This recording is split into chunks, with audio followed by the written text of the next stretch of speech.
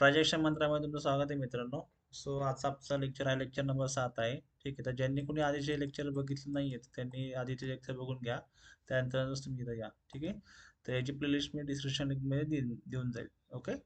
So मित्रांनो, आपण कॉलपुट बघितलं, एटीएम, आयटीएम आणि ओटीएम सुद्धा बघितलं, एक्सपायरी सुद्धा बघितलं, आणि या छोट्या टॉपिकवर सुद्धा मी व्हिडिओ बनवली आहे. त्याची लिंक पण मी तुम्हाला डिस्क्रिप्शन लिंकमध्ये देऊन जाईल. ठीक आहे. सो आज खूप महत्त्वाच्या गोष्टी बोलणार आहे मित्रांनो. ठीक आहे. सो आता लेक्चर खूप महत्त्वाचा राहणार आहे. ओके. चला आता आपण चालू करूया. सो आजचा जो आपला टॉपिक आहे ना मित्रांनो, की तुम्ही ट्रेडिंग करण्यासाठी तुम्हाला काय काय लागणार आहे त्याबद्दल आपण बोलणार आहे. ओके.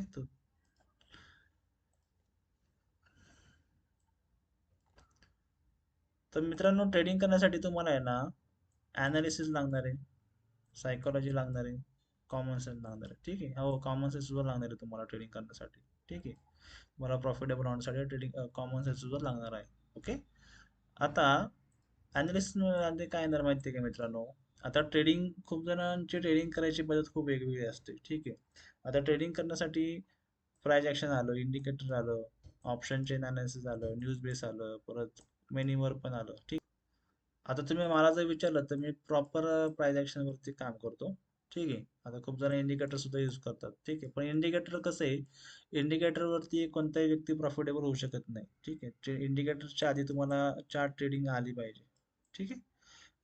विदाउट चार्ट रीडिंग तुम्ही काही करू शकत नाही. म्हणजे कोणताही तुम्ही चांगला चांगला जरी ट्रेडर घेतला तरी त्याला चार्ट रीडिंग येणं गरजेचंच आहे. तुम्ही कोणालाही जर विचारलं तर तो सांगेल आधी चार्ट रीडिंग महत्वाची, नंतर तुम्ही इंडिकेटरवर जाऊ शकता. ठीक आहे. नंतर ना ऑप्शन चेन आली, नंतर ना न्यूज बेस आलं. ठीक आहे. आता मी जो करतो, मी price action based technical analysis वरती काम करतो. ठीक आहे. आता तुम्ही जे म्हणताय सर, तुम्ही प्राइस ॲक्शन म्हणताय, नक्की प्राइस ॲक्शन म्हणजे काय असतं? चार्टनी मागं जे काय केलंय त्याच्या बेसिसवरती त्याचा स्टडी करून जो काय अनालिसिस करून कुठं चार्ट काय करेल, या गोष्टीला प्राइस ॲक्शन बेस्ड ट्रेडिंग आपण म्हणू शकतो. ठीक आहे. आता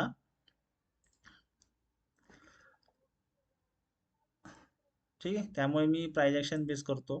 त्यामुळे मला कुठल्या प्रकारची इंडिकेटर लागत नाही, ऑप्शन चेन लागत नाही, न्यूज बेस लागत नाही आणि मिनीवर पण लागत नाही.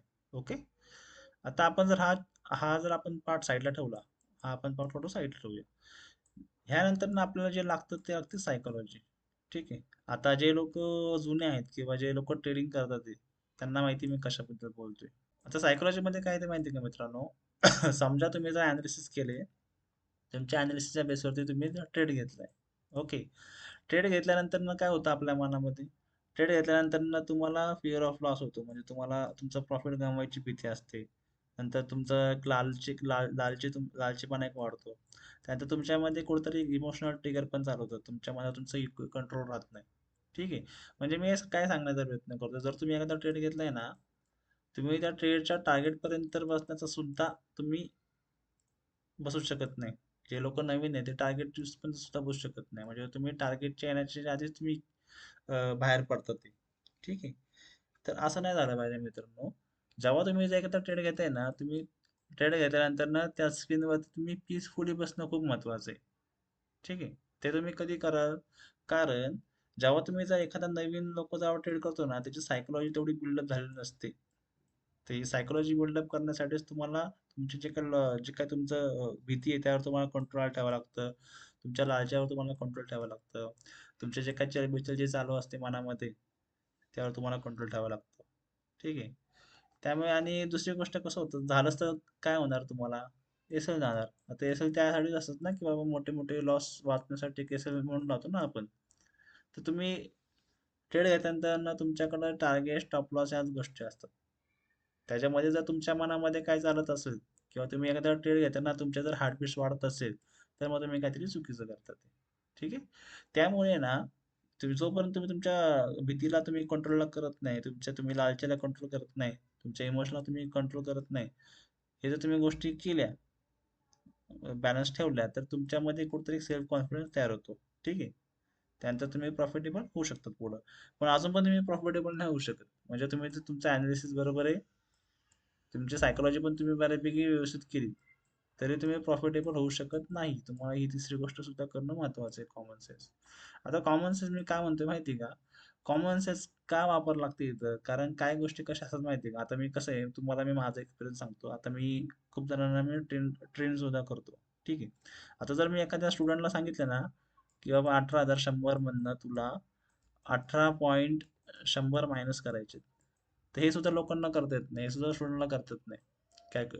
फोनच्या कॅल्क्युलेटरवरती कसं करायचं, काय करतात. त्यांना साधी मॅथ्स पण येत नाही. आता मी जे बोलतोय ते तुम्हाला राग येईल, पण ज्या गोष्टी आहेत ते आहे. की बाबा तुम्हाला ट्रेडिंग करायची असेल तर तुम्हाला थोडं बेसिक बेसिक मॅथ्स तर यायलाच पाहिजे ना. थोड्याफार गोष्टी कॉमन सेन्सने पण यूज करायला लागतात तुम्हाला. ठीक आहे? की जे सांगितलं नाही पाहिजे. आता कॉमन सेन्स कसा बिल्डअप करायचा आहे त्याच्यावरती खूप सारे व्हिडिओ पडलेत. ठीक आहे? पण ह्याच्यावरती तुम्ही काम केलं तर तुम्ही प्रॉफिटेबल होऊ शकता. म्हणजे तुम्हाला ॲनालिसिस पण करायला लागेल, तुम्हाला सायकॉलॉजी पण करायला लागेल, तुम्हाला कॉमन सेन्स पण यूज करायला लागेल. या तिन्ही गोष्टी जर तुम्ही इथं व्यवस्थित केल्या तर कुठं तुम्ही प्रॉफिटेबल व्हाल. आणि ही फील्ड अशी आहे की ज्या फील्डमध्ये जर तुम्ही प्रॉपर काम केलं तर ह्याच्यामध्ये पैसा अनलिमिट आहे. ठीक आहे. मग पैसा जर अनलिमिटेड येणारा असेल तर तुम्हाला मेहनत पण अनलिमिटेडच करावी लागणार आहे.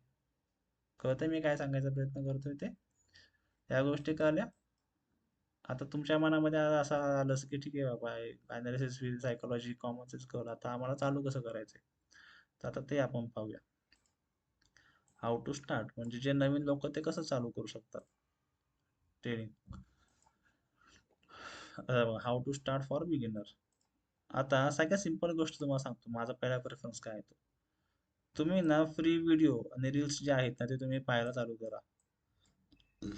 ठीक आहे. म्हणजे तुम्ही जर माझ्या चॅनलवरती गेलात, मी माझ्या चॅनलवरती एक एक मिनिटाचे जे काही व्हिडिओ आहेत, जे काही शॉर्ट्स आहेत, जे काही ट्रेड आहे जे काही मी घेतो ते तुम्ही बघायला चालू करा. ठीक आहे. त्यानंतर त्या रील्समध्ये मी ट्रेडचं लॉजिक सुद्धा सांगतो, ट्रेड रिपोर्टमध्ये लॉजिक सांगतो, आपल्याला किती प्रॉफिट झालाय, किती लॉस झालाय, हे सुद्धा मी सांगतो. तर हे तुम्ही एक ऑप्शन करू शकता. हे तुम्ही फ्रीमध्ये आधी बघा. ठीक आहे. हे जर तुम्ही बघायला सुरुवात केली तुम्हाला निम्म्या गोष्टी कळून जाईल. ठीक आहे. त्यानंतर मी कुठेतरी ईबुक पण प्रेफर करतो.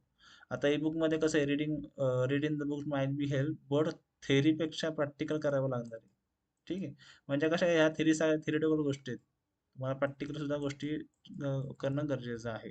ठीक आहे. कारण बुकमध्ये जे आहे ते सगळं नॉर्मल आहे. नॉर्मल इन द सेन्स की जे बुकमध्ये आहे ते लोक यूज करतातच. म्हणजे एखाद्याला लॉस झालाय म्हणजे दुसऱ्याला प्रॉफिट होतच ना. एखाद्याचा लॉस झाल्यामुळे दुसऱ्याला प्रॉफिट होतोय ना. आणि आता कसं झालं माहितीये का मित्रांनो, आता प्रॉफिट मिळवणं खूप सोपं झालंय. कारण कसं होतंय, लोक टिप्स आणि कॉल्सच्या मागे लागलेत. ठीक आहे. टिप्स आणि कॉल्सच्या मागे लागले. त्यामुळे त्या सगळ्यांना आपण हे करून आहे ना, आपण त्यांचं प्रॉफिट आपण घेऊ शकतो. ठीक आहे. त्यामुळे तुमच्या तुमच्या सेटअपवर तुम्ही ठाम राहा. त्यामुळे तुम्ही अशा गोष्टी जर केल्या तर तुम्ही नक्की प्रॉफिटेबल व्हाल. आता ऑनलाईन कोर्सेस पण आहेत. Take the mentorship under someone who you can trust. ठीक आहे.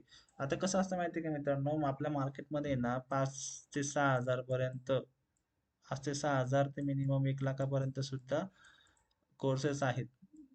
आता तुमचा विचार असा नाही पाहिजे की बाबा हा 5,000 वालाच चांगला आहे, बेस्ट आहे, किंवा 1 लाख वालाच बेस्ट आहे. ज्यांच्या गोष्टी तुम्हाला कळत आहे ना ते तुम्ही गोष्ट करा. ठीक आहे. आता ज्यांच्या गोष्टी कळतच नाही तर अशांचे घेऊन तुम्हाला काय अर्थच नाही. सो माझा पहिला प्रेफरन्स जाईल की तुम्ही व्हिडिओ आधी बघून घ्या. व्हिडिओतून तुम्हाला गोष्टी क्लिअर होऊन जाईल. जर तुम्ही व्हिडिओनी जर तुम्ही प्रॉफिटेबल होत असेल तर काय हरकत नाही, बेस्ट आहे. त्यानंतर तुम्ही या ई बुकवरती पण तुम्हाला बऱ्यापैकी बेसिक गोष्टी क्लिअर होऊन जाईल. जर यातनं मग तुम्हाला बेनिफिट भेटलं नसेल तर तुम्ही एक कोर्स सुद्धा करू शकता. आता कोर्सचा मिनिंग काय आहे, जर तुम्हाला एखादा कोर्स माझ्याकडनं केला तरी चालेल किंवा दुसऱ्याकडनं केलं तरी चालेल. आता ज्यांना हे व्हिडिओ पाहून सुद्धा बेनिफिट भेटते पण कुठंतरी काहीतरी चुकते व थोडंफार राहते, तर त्या थोडंफारचं सोल्युशन तुम्हाला इथे भेटून जाईल, किंवा तुम्ही मला इथं कॉन्टॅक्ट करू शकता. तुम्हाला जर मी समरी द्यायचं म्हणलं ना मित्रांनो, तर पहिला तुम्ही शॉर्ट्स व्हिडिओ बघा, रील बघा, त्यातून तुम्हाला निम्म्या गोष्टी समजून जाईल. ठीक आहे. त्यानंतर ना ईबुक सुद्धा तुम्ही बघू शकता, पण सेम तुम्हाला ईबुक ने तुम्हाला हेल्प होईल, पण तुम्हाला प्रॅक्टिकली गोष्टी सुद्धा कराव्या लागणार आहे. ठीक आहे. त्यानंतर ऑनलाईन कोर्सेस पण तुम्ही बघू शकता, की जे जे जे तुम्ही एखाद्याचा तुम्हाला जर ट्रेडिंगचं स्ट्रॅटेजी किंवा पद्धत आवडत असेल तर तुम्ही ऑनलाईन कोर्सेस सुद्धा करू शकता. आता जर तुम्हाला जर इकडे यायचं असेल तर तुम्ही येऊ शकता. ठीक आहे. पण तुम्हाला सेम गोष्टी, तुम्हाला हे गोष्टी येण्यासाठी डायरेक्टली येऊ नका. तुम्ही याला या गोष्टी बघूनच तुम्ही इकडे येऊ शकता. ठीक आहे. त्यानंतर ना एवढं सांगायचं होतं मला.